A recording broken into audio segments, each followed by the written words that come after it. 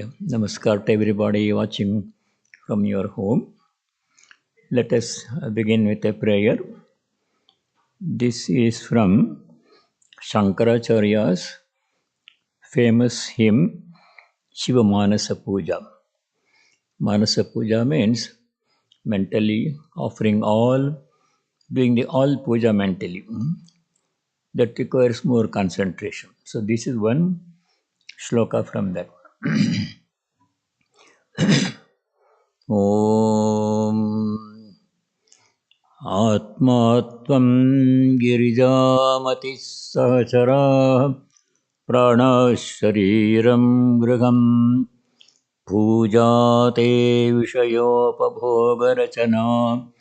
निद्रा समाधिस्थितिः सञ्चारः पदयोः प्रदक्षिणविधिः स्तोत्राणि सर्वा गिरो यद्यत् कर्म करोमि तत्तदखिलं Shambho तवाराधनम्. O Lord Shambho, my Atma, my very self is yourself. My mind I compare to the Divine Mother, Girija. My Prana Shakti, my Prana's vital force are your followers, Savacharaha. And my body is your temple. All my transactions with sense objects I regard as offerings made unto thee. My sleep is a form of samadhi. My wanderings, going from one place to another, is like pradakshina, parikrama, circumambulation, while all my words are prayers offered unto thee. O Lord beneficent, whatsoever I do, may it all be as worship made unto thee. Om Shanti Shanti Shanti. We have been studying Sri Rama's instructions to Shabari on how to practice pure devotion. Pure devotion means Shuddha Bhakti or Prema. Ordinary devotion we all have. But Shuddha Bhakti, pure devotion, is different in not in quality, but in intensity. Love for God, everybody has, almost everybody has. But this is intense love for God. Exclusive and intense love for God, where there is no seeking anything from God. Ordinarily, we pray to God for something. In the Bhagavad Gita, Sri Krishna has said, Bhagavan has said, 4 kinds of people worship me. Chaturvidha bhajante mam jana sukritina arjuna. 4 kinds of people. Means 4 different motivations why they worship God. Different reasons. They are Artha, Jignasu, Artharthi, Jnani. Artha means somebody, a person who is in some kind of distress, trouble. It may be financial trouble, family problem, children problem, job related problem, anything. So that person prays to God to become free from the problem. Asks God, "Oh Lord, please remove this problem, make me free from this." That is one kind of motivation, to become free from some suffering one already has. The second person is Artharthi. Artha means money specifically. Artha also means anything that we don't have that we want to have. Artha means any object. A person who does not have a job prays to God for a job because he needs a job to maintain the family. A person who does not have a child a couple, they pray to God for a child. A person who is homeless, no place to stay, he prays to God for a home, a place to stay. Like this one, somebody does not have something which is necessary, which is needed, but does not have it. So he prays to God for that one. Another motivation. The third kind of person who prays to God is jignasu. Jnana means knowledge, knowledge of God, not worldly knowledge. Jignasa means desire to know God. We want to know what God is, how to see God, how to realize God. That desire is somebody has, a devotee, he prays to God, he or she prays to God for vision of God, Deva Sakshatkar. Then the last person, fourth kind of person who prays to God, does not ask anything. Even if there is a problem, he will not ask God to remove the problem. Because that person knows, he has pure devotion, he knows, God knows that we have a problem. So God will remove the problem if it is His will. If it does problem still persist, then that is His will. My prarabdha karma. So He will not ask God to change the situation. If that person does not have something which he needs, does not have a place to stay or a job or something, he will still not ask God for that one. Because that person firmly believes that God really knows my needs better than I know myself. So at the right time, He will provide what I need. In the Gita and other scriptures, Bhagavan has repeatedly practiced, repeatedly said emphatically that He will provide what a devotee needs and He will protect what a devotee has. Provision and protection. Yoga Kshema Mohamyaham. So there is no seeking. That's the highest kind of devotion. Leaving everything to the will of God, not asking for anything. And loving God only for the sake of love. That is Shuddha Bhakti. That kind of bhakti is what Ramachandra Swami is describing to Shabari Mataji. And this is from the Adhyatma Ramayana. And Sri Rama gives 9 instructions. And some of those instructions have 3 or 4 subdivisions. So last time we were studying the 8th instruction, instruction number 8. It has 4 parts in it. The first part was worshipful service of God's devotees. Mad Bhakteshvadika Puja. When we see a devotee of God, we should show respect, honor to that devotee and provide what he needs, serve him or her, and worship. Because the devotee is very close to God. He is same as God. In the Gita, Bhagavan has said, the Jnani is same as myself. Jnani to Atmaiva me matam. Sri Ramakrishna has said that a devotee's heart is God's drawing room. That means a rich person has a big mansion and he has many rooms, and most of the time he likes to spend his time in one particular room, sitting room or drawing room, where he likes to spend time. So devotee's heart is like that. Devotee and God dwells, always dwells in the heart of a devotee. So when we see a devotee of God, we should see God's presence in that devotee and serve the devotee as uh, as well as we can with love, and that purifies our mind. That is holy company, sadhu sangha, sat sangha. So that was the 8, first part of instruction 8. Second part of instruction 8 was seeing God in all beings, sarva bhuteshu manmatihi. In all beings, God exists. That is the basic position of Vedanta. There is no being, animate or inanimate, where there is God, where God is absent. He is present in all. Then the question arises: if God is present in all, why can't we see Him?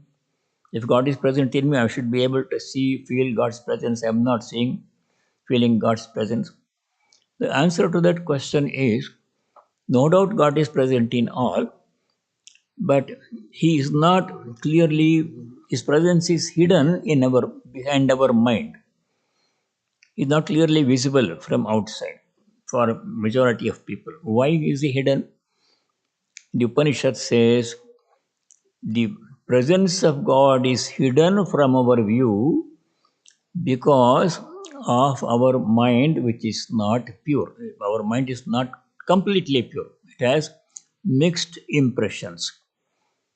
Human mind has both good and bad impressions from previous karma, samskaras. Some samskaras are good, some are bad. They are good, so that's why we have human birth. If all samskaras are totally bad, we would be born as animal or some other species. But you are born as human being. That means we have a lot of good samskaras. But if all samskaras are really good, then we would be in a higher state.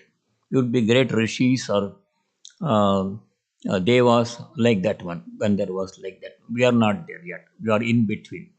So our minds, ordinary person's mind, is a mixture of both good and bad samskaras. That is why we are not able to see God's presence within us. If we purify the mind, remove all the bad samskaras and keep only good samskaras, then we'll be able to see, experience God's presence. This is what Sri Ramakrishna explained. It is possible to see God vividly, clearly, as we are seeing each other. It is possible to converse with God, talk with God, as He Himself did almost every day, as we are talking with each other. But we have to purify the mind. How to purify the mind? Sri Ramachandra is giving instructions. Seeing God in all beings, that was the second part of eighth instruction. Today we start the third part of eighth instruction, non-attachment to sense objects. We are all attached to sense objects from birth. Sense object means anything, any object other than myself, Atma. My body is also a sense object. I am attached to the body. I think it is me. That is a common ignorance. That is very common. Almost all people have that. Body consciousness. I am the body. That is ignorance. It is not true. We are the Atman. Vedanta says you are that Atman. Tattvamasi, that thou art. Aham Brahmasmi. But we are not feeling that one. We are only feeling the body, mind. So why it is there? Because of attachment. How attachment come? We are attached to other people, we are attached to animals and plants and things, we are attached to property, money, possessions, car. All these things we are attached to. Why attachment comes? How it comes? If we know, then we can become free from attachment. The moment we become free from attachment to all these things, then we realize all the attachment goes away, only God consciousness remains, will have sakshatkar. How attachment comes? That is explained in the Gita. Sri Ramachandra does not give any explanation, he gives only instructions. Gita gives explanation. How do we become attached to anything? All the attachment starts in the mind. Even if the object is not there, we become attached to the object, even if it is not there. By thinking about it, we can visualize some object. Now I am sitting here in this prayer hall, and there is a very nice electric car in the car dealer showroom. The car is not here. I'm not saying the car, but I can think about it. If I think about the car, then by thought, jnana, then attachment comes. Maybe it is nice for me to have that car, like that one. Once attachment, mentally attachment comes, the car is not there. But mentally I'm connecting my mind to that car. That is attachment. Then what happens? Next step is desire comes. Oh, it's nice to have that car.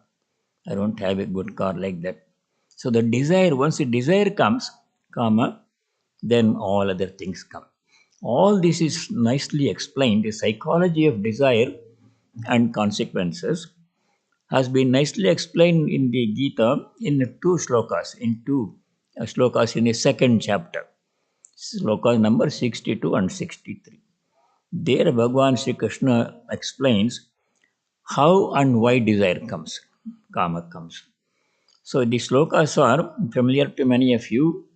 ध्यायत ध्यायतो विषयान् पुंसः सङ्गस्तेषूपजायते सङ्गात् सञ्जायते कामः कामात् क्रोधोऽभिजायते, like that one. Second chapter, shloka 62 and 63. There, how the whole process begins. Why do we become attached to objects? How do we get desire for objects? Objects are experiences. It says, begins with jnana. Jnana means thinking. Just closing my eyes, nobody is there, nothing is there. I'm sitting in my room, but I think about some object. I visualize, imagine.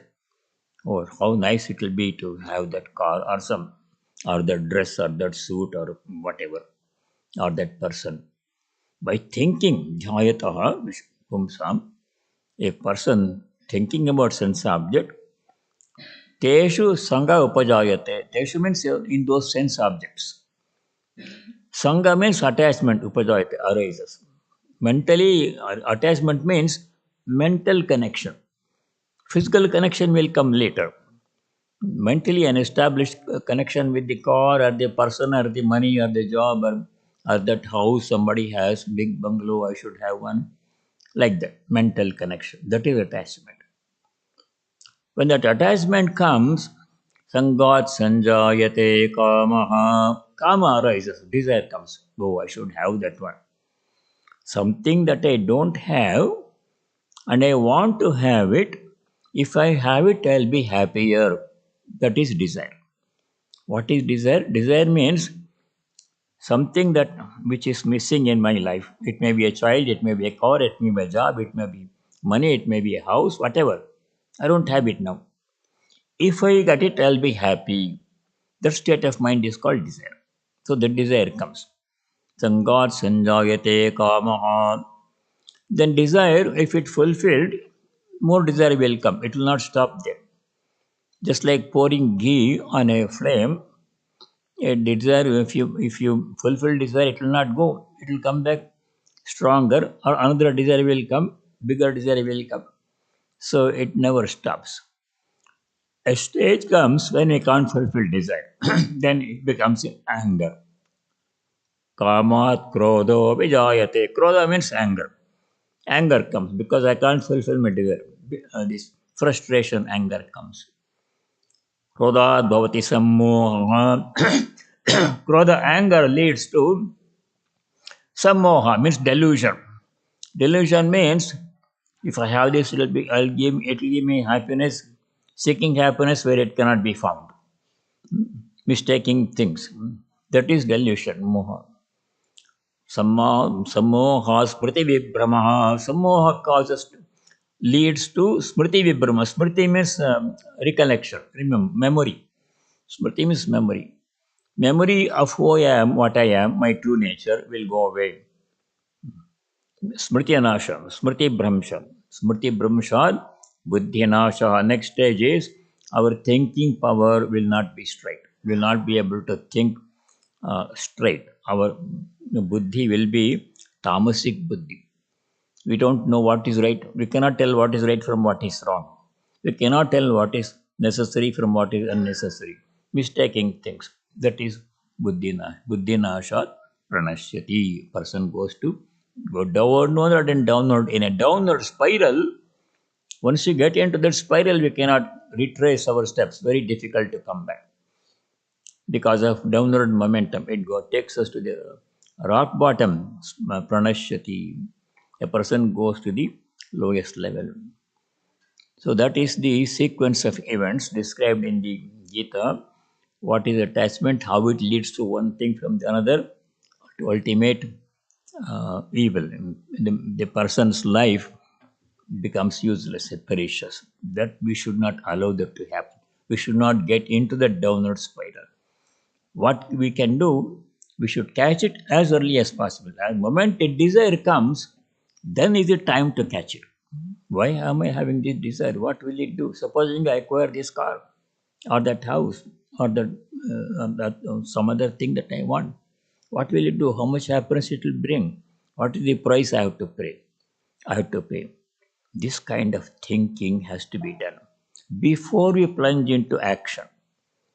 Generally, what many people do is, as soon as some desire comes, they jump and impulsively try to fulfill the desire. Then they realize, oh, why did I do this one? After a long time, after some time, they realize, why did I get into this one? I thought it would bring me happiness, now it's giving me a lot of pain. So that realization will come later. But before the stage comes, we should catch the desire in our mind as soon as it arises. Stop there and think about it before fulfilling it. That is a necessary step. So, how to practice non-attachment to sense object? That is the third part of eighth instruction. We shall study that one. In the previous instruction, Sri Rama had told Shabari that one should serve everybody and seeing God's presence in them. One of the biggest obstacles to seeing God's presence in all and everything. Vedanta says God is present in all, in the same way. But we are not seeing the God's presence. We are seeing only the outer features of the person. When we see a person, what do we observe? We observe the personality. What nationality, what language he or she speaks, what dress he is wearing, what kind of job he or she does, where does such a person live, what language he speaks, food. These are all the things we notice about a person. But the most important thing about the person we miss, we don't see. That's the presence of God in the person. Accepting that we see everything, try to know everything about that person. That should not be done. We should see the divine presence in that person, disregarding the outer personality features. Does not matter what nationality, does not matter what language he or she speaks, does not matter what kind of dress he or she wears, what kind of job he or she does. These are secondary things. Main thing is the presence of God in that person. That is what we should see. What prevents us from seeing God's presence in all beings, as Sri Ramachandra wants us to do, is our attachment to the outer features of that personality. Why does this happen? Why are we attracted to outer features of personality? Why not we seek God? It's explained in the Upanishad. In the Kathopanishad, there are two mantras where Yama explains to Nachiketa. Nachiketa's story is very interesting. It has come many times. Yama says to Nachiketa that God is present in all and everybody in the same way. Gita also says same thing. The Gita 13th chapter, Shloka 27, Bhagavan Sri Krishna says, Samam sarveshu bhuteshu tishtantam parameshwaram. Parameshwara, Supreme Lord, is present samam in same way in all the beings. And some is more clearly visible, we call them saintly people. Because they have purified their mind by spiritual practices, japa, dhyana, meditation, study of scriptures, sadhu, sangha, etc. And in them, the divine presence is clearly visible. They recognize holy people. We go to them, we feel peaceful. They spread peace and joy wherever they are. In some people, God's presence is hidden behind layers of ignorance, ego. They don't care for the presence of God. They think I'm the great person. I have this. I'm not. I'm a strong person. I'm a rich man. I have so much money. I have so much education, knowledge. That ego covers the presence of God. Though God is present in such a person, also is not clearly visible from outside. So that is mentioned in the Upanishad and also in the Gita. In the Katha Upanishad, there is a very oft quoted mantra where it says, Esha sarveshu bhuteshu gudha atma na prakashate.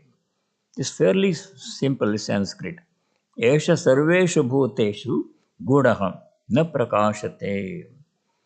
Esha atma, this atman, only one atman is there. One God present in all. Sarveshu bhuteshu, in all the beings without exception. Gudaha remains hidden. Good, I'm hidden from you. Naprakashate does not come out and become visible. God, He remains inside our heart. We have to have special, very incisive perception to see God's presence. Then how can we see God's presence if He remains hidden within us?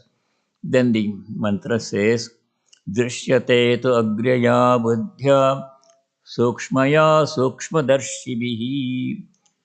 Sukshmadarshi means a person who is able to see subtle things. Gross things you all can see.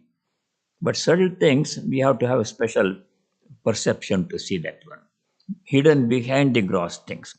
A person who has that kind of incisive vision, Sukshma Darshibi, by such people, Sukshmaya Badhya, Agraya Badhya. Agra means very sharp, sharp intellect. You're right. A dull person cannot see God because intellect has to be made sharp. Sukshmaya Badhya, by subtle intellect, sharp intellect. Drishyate, a person can see God's presence in oneself and in everybody else and everything, objects also. This is the experience of all the great sages, Mahatmas. Mahatmas are those who can see God's presence in all and everything. If I go to a Mahatma, a Jnani, or a Bhakta who has pure devotion, that person can see God's presence in me, though I am not able to see God's presence. So that person does not care for my personality, what I am, a Swami or a householder, a rich man, a poor man. It does not matter to such. What he sees or she sees is God's presence in me. What does that to me is when a person, holy person, Mahatma sees God in me, it awakens my presence of God in me. It makes me able to feel the presence of God. It awakens my awareness of God's presence in me. That's why we have to seek holy company. Again and again, Sri Ramakrishna says, seek holy company, sadhu sangha, sadhu sangha. Why we should do sadhu sangha? Because sadhus are those who see God in us. And when they see God in us, our awareness also is awakened. We also feel. That's the power of holy company. So it can be seen. Then why don't we see God? Only sadhus can see God in me. Why can't I see God in everybody? Because there is a reason. That reason is explained in the Kathopanishad. It says, by nature, all our sense organs, our mind and sense organs, naturally have a tendency to go out and see outer sense objects. We are always looking out. Who is doing what? Who is wearing what? Who is how much money? Who is driving what car? That's what we are interested. All sports and entertainment and politics. But we are not looking inside to look for God. In the meditation, we say inside. That is very rarely. We see outside. That's the tendency of sense organs and the mind. So in the Upanishad, it says, Paranchekani vyatruda swayambhu.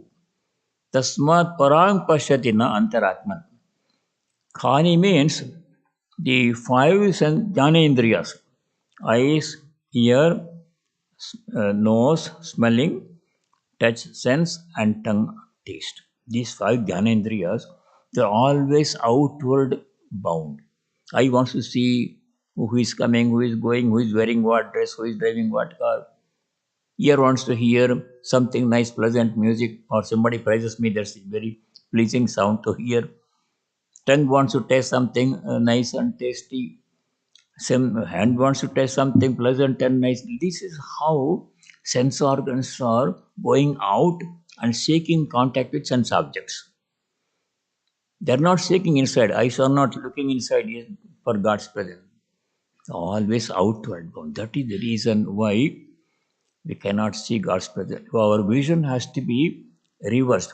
Our focus, attention has to be turned around 180 degrees. Instead of looking outside, who is doing what, what's happening in the world, I should close my eyes and look inside for the presence of God. An ordinary person looking outside does not see God. A jnani who looks inside, Kaschid dhira pratyagatmanam akshat. Pratyagatma means present, Atma present within, God present within. Such a person can see God. How? Avrutta chakshuhu. Chakshu means eyes. Eyes means all sense organ. Avrutta means reversing.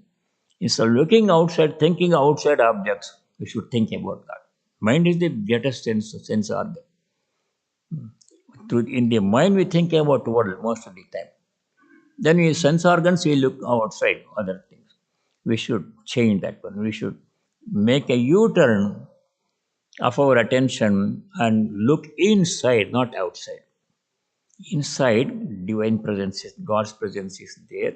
We should feel divine presence in dhyana meditation or japa also will do the same effect. That is the reason why we don't see the God's presence. Now, the reason is our attachment to sense objects. We are interested in sense objects, so is seeing outside. That has to be changed. How can this be changed? Two things have to be done. One thing is to to reduce the unnecessary contact with unnecessary sense objects. Going everywhere, all kinds of movies or TV, internet, everything, so many things are there. They are interesting. But you are tempted to see them. Though we should cut out all of the unnecessary input, clogging the mind, putting wrong impressions, impure impression to the mind. We should cut out all of that one. Watching all kinds of movies and all those things have to be sensory input has to be monitored. What I am seeing, what I am hearing, I should monitor. If something useless, I should close it. So that is first thing we have to do. This is explained in the Gita, second chapter, describing the qualities of Stita Prajna, how to cut ourselves, our attention from outside sense objects. Second chapter, Shloka 58. 58. There, Bhagavan Shri Krishna says, the kurma means the tortoise. Yada samharate chayam kurmonganiva sarvashaha. The tortoise is moving slowly. When it senses the danger, it withdraws all the legs into the shell. Shell is very strong, impenetrable. So, in the same way, a devotee or a seeker of God must withdraw the senses from the sense objects. The moment some temptation comes, close the eyes and turn attention to the temple or God or some scripture. That we have to do. Withdraw the sense organs from sense objects. Unnecessary sense objects. Some sense objects are necessary, we have to deal with them. The second thing we have to do is to put holy thoughts, pure thoughts into the mind. Because some impressions are stored in the mind, they also cause desire.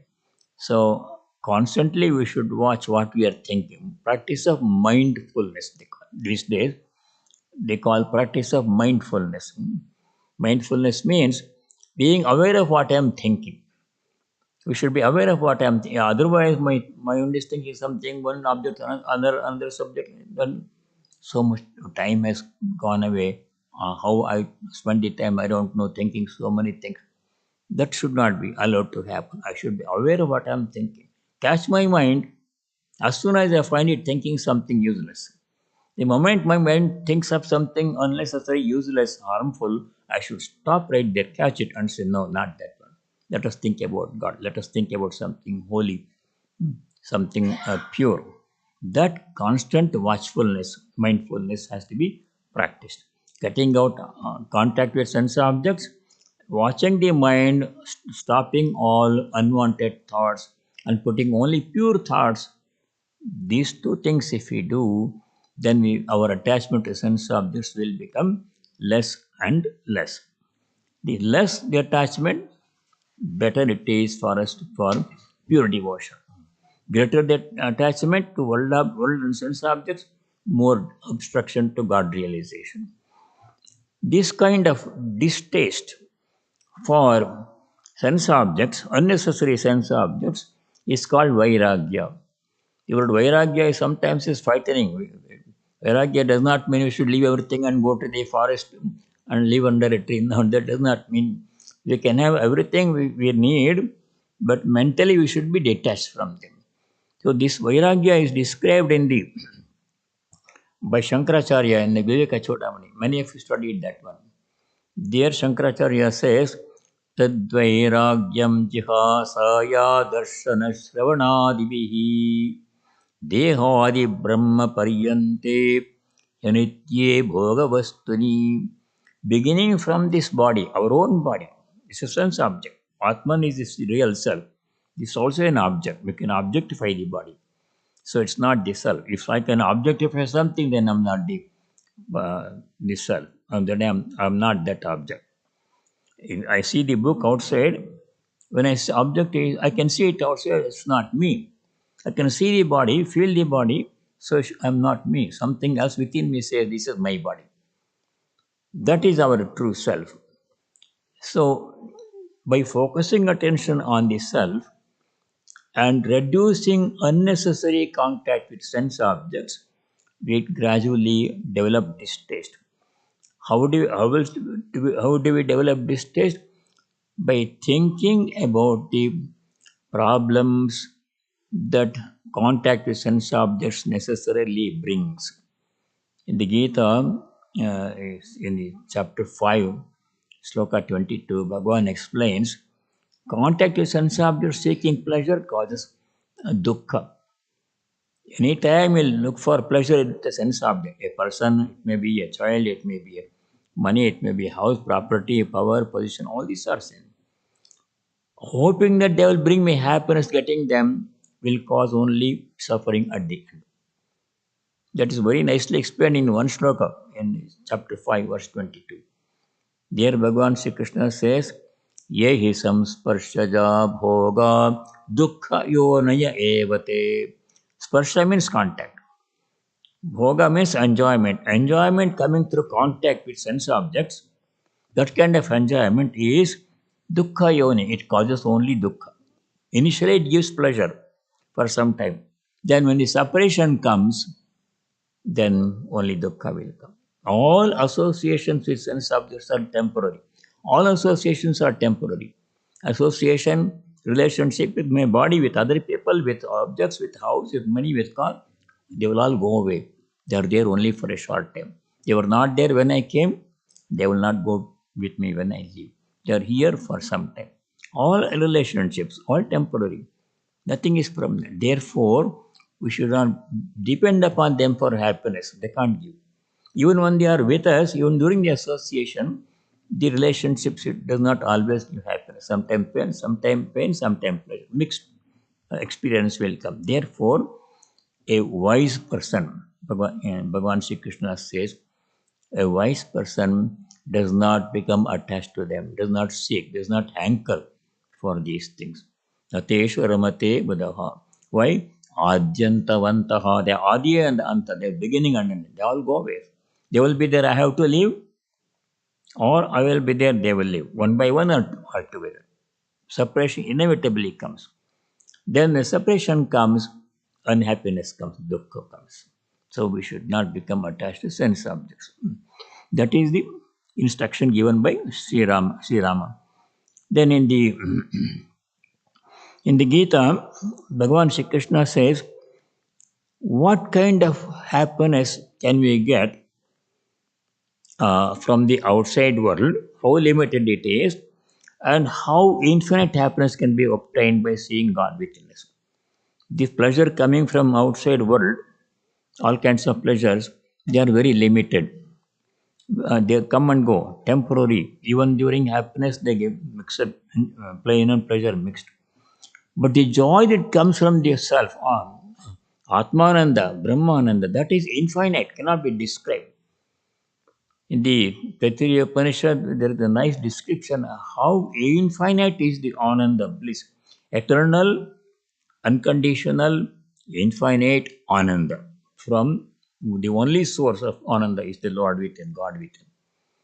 Forgetting that if you look for happiness in the outside world, very temporary, minimal, comes and goes, eventually only dukkha will come.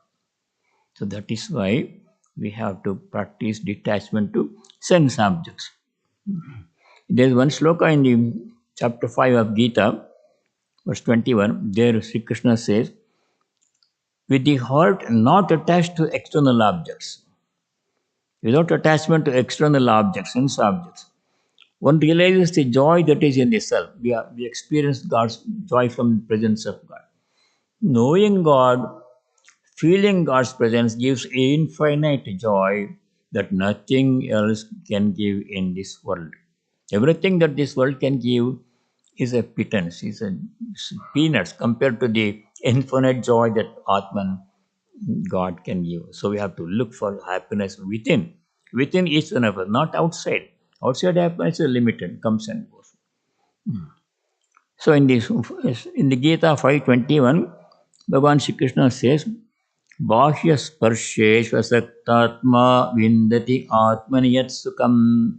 Bahya sparsha means external sense objects, contact, joy coming from, happiness coming from that one. Asaktatma, a person who is not, does not seek such happiness, seeks happiness within, in the divine presence within. Atmani yat sukam vindati. In the Atman, whatever sukha, we can find infinite joy, eternal, unconditional happiness.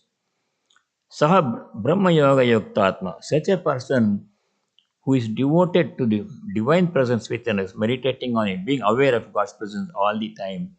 Akshayam Sukhamashnute. Akshaya means imperishable, infinite, eternal, unconditional, pure joy will, regardless of the condition of the body.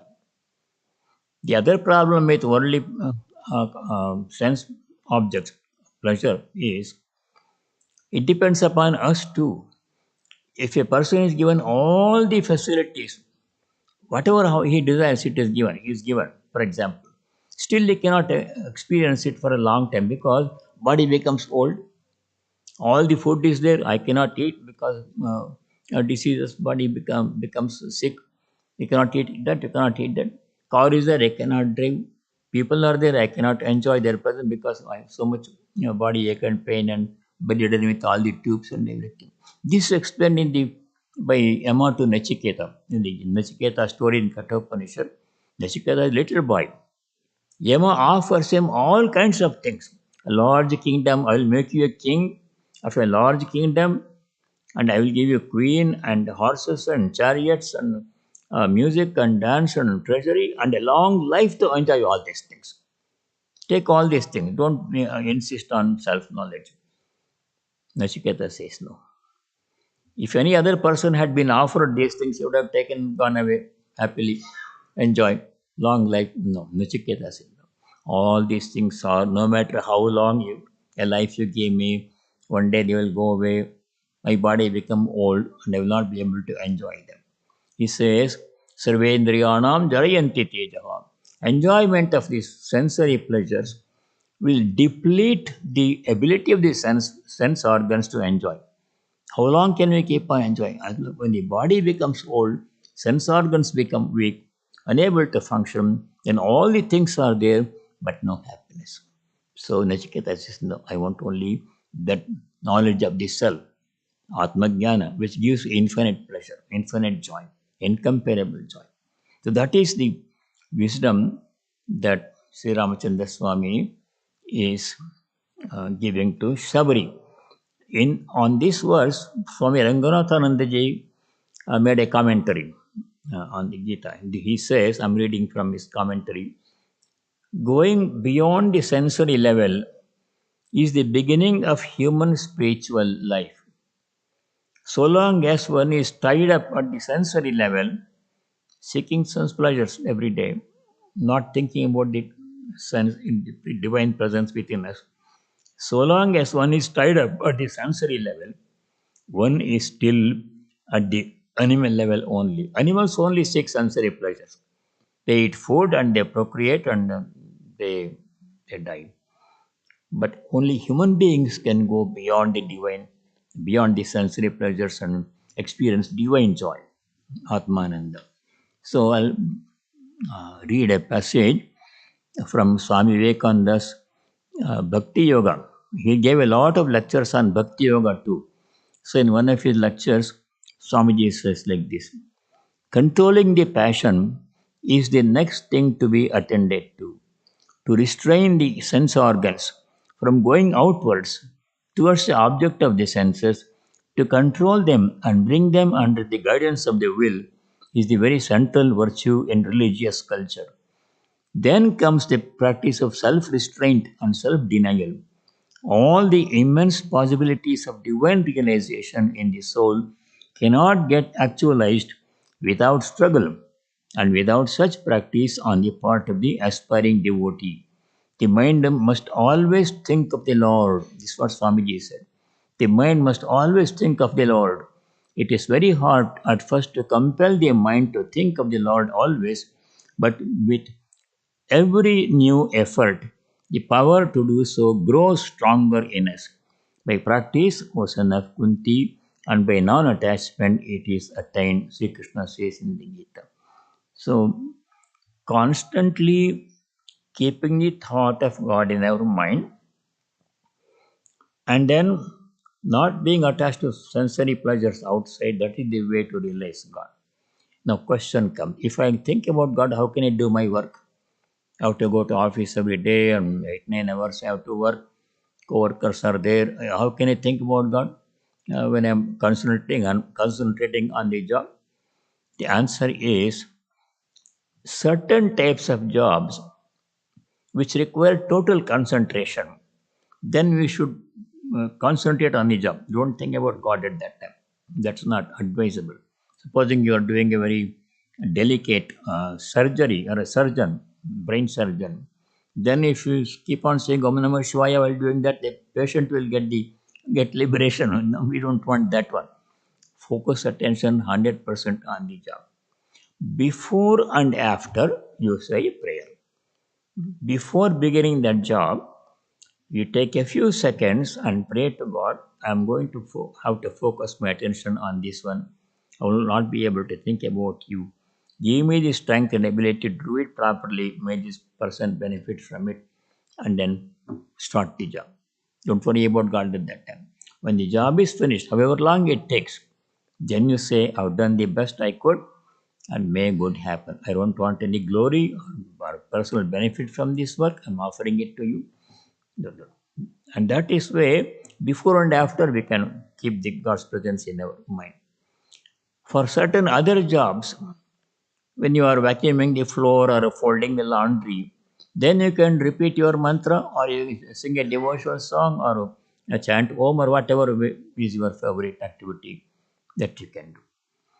In any case, when we are doing some work, mentally we should offer that work to the Lord and do it as our offering or service. This instruction gives many times in the Gita.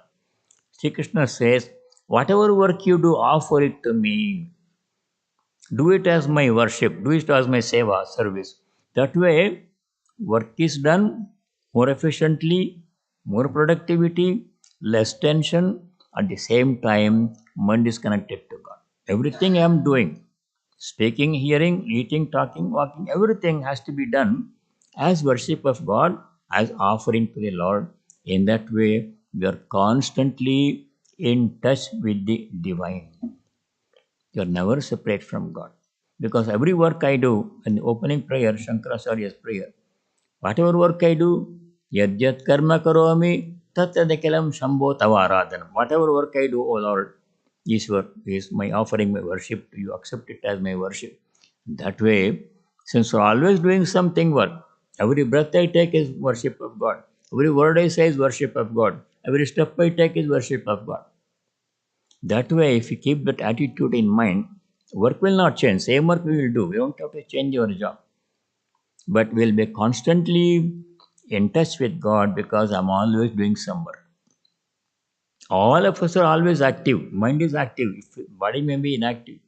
So all work, if you do it as worship, as offering, since you're always doing something, you're always worshipping God. Whole life becomes an unbroken stream of worship. That is the purpose of becoming. That way, we become detached from the sense objects, and it will be possible for the mind to remain in continuous contact with the divine presence within us and within everybody else also. So that is the important instruction that Sri Ramachandra gives in the eighth instruction. The next one, the last part of 8 is uh, tranquility and other virtues, Shamadhi Sangitam. This is actually a list of 6 different things. He does not mention all the details. He simply says Samadhi. Shama is the first one. Shama means tranquility of the mind. How to achieve tranquility of the mind. Then what else has to be? Shama, Dhamma, Titiksha, Saddha, Samadhana, Upariti. These 6 things are described by Shankaracharya in the Vivekachudamani. We will have to do that next time because it takes some time. So, and that is next one, 8D, fourth part of 8. The last instruction, ninth instruction, is inquiry into the nature of reality. Tattva Vichar. What is God? Everybody talks about God, but what is God? We don't know. We have only vague idea.